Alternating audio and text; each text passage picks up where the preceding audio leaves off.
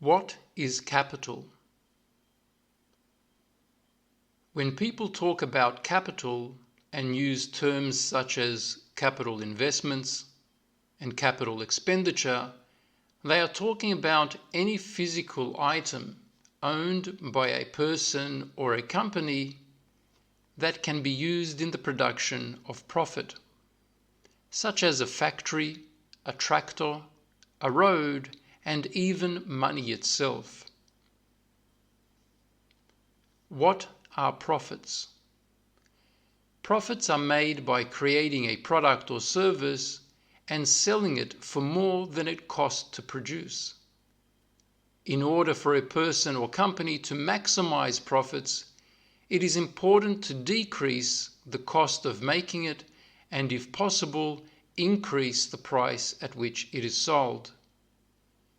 The easiest way to decrease the cost of making a product or service is to decrease the number of people employed to produce and sell the product. In contrast, the most effective way to increase the price that a product or service is sold for is by creating a monopoly. What is a monopoly?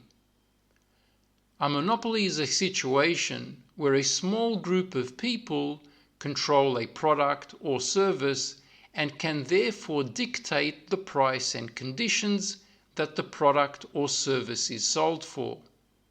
It includes activities such as oil production, electricity, banking, telecommunications, the media, public notaries, and even money itself. Whenever the supply of a product or service and its price is fixed, a monopoly has been created.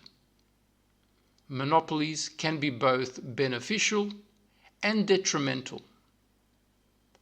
What is privatization? Privatization occurs when a publicly owned asset or company gets sold to private individuals. Privatization is conducted by banks for a commission. Privatization as a global phenomenon began in the 1970s and quickly spread across the Western developed economies in the 1980s. An extremely lucrative source of income for the banks, a new wave of privatization occurred in the 1990s with the fall of the Berlin Wall. With the Eastern European countries being state-run economies, tens of thousands of companies were made available to be sold by investment banks. To make the companies attractive to private investors, costs had to be decreased, and therefore millions of people lost their jobs through early retirement schemes. A simple example.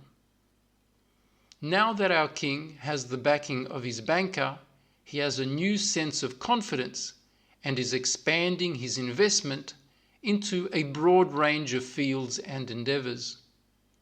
Buildings, museums, hospitals, schools, railroads, and parks are springing up everywhere as the king uses the money he collects from taxation and that which he has borrowed from his friend the banker. Prosperity spreads throughout his kingdom, and his new invention called taxation is being applied to everything and to everyone, from the tolls on the roads to the ripe red tomatoes being sold in the town square. Everyone has to pay taxation.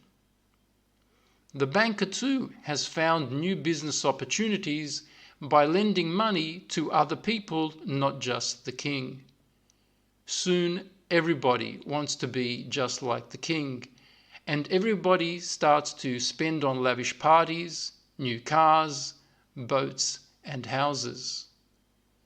Soon the king finds out that he is missing some of the gold coins he has made. See, in addition to stamping his face on every coin, his banker advised him to number every coin so he can account for every single one of them.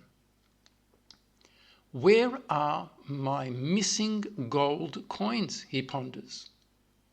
I don't have enough for my next investment, and this is making me a little afraid of what the future holds for me and my kingdom. Oh no, thinks the secretary. When he gets scared, he gets angry, and that means heads will roll. The next morning, the king's wife goes to visit her sister in the neighboring kingdom. Whilst there, the queen enters a store and buys a new pair of shoes. And as the shop assistant gives her the change, she notices a gold coin with her husband's face stamped on it. Where did you get my husband's gold coin from? The queen asks the shop assistant. Oh, they are everywhere, replies the assistant.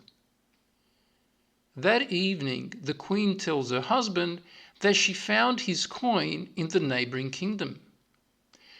Supposedly they are everywhere, my dear, she adds. Furious, the king calls his banker to come at once and asks, how did my gold coins get into the other kingdom? Why are my coins there, and why don't I have any of their coins in my kingdom? Well, your majesty, says the banker, see, rightfully so. Everybody wants to be just like you, and therefore have what you have. And so, just like you, they buy products made in other kingdoms. So they take the money they have earned from you and the money they have borrowed from me, just like you, and spend it in the neighboring kingdom. Yes, says the king, but now I don't have enough money to pay the salaries of the people who work in my museums, hospitals, schools, and parks. I need you to lend me some more money, says the king. Sorry, replies the banker, I don't have that much money to help you in this very difficult situation. I can call some of my friends, though. They are bankers with worldly experience. They might be able to save you this time, but it will be very costly.